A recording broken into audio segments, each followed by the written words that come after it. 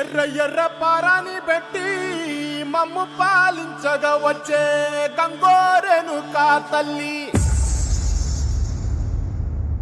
నల్ల నల్ల కాటుగా పెట్టి మమ్ముదయ చూడగా వచ్చే గంగోరెను కా తల్లి, కల్లు కల్లు గజలు కట్టి మమ్ము నడిపించగా వచ్చే గంగ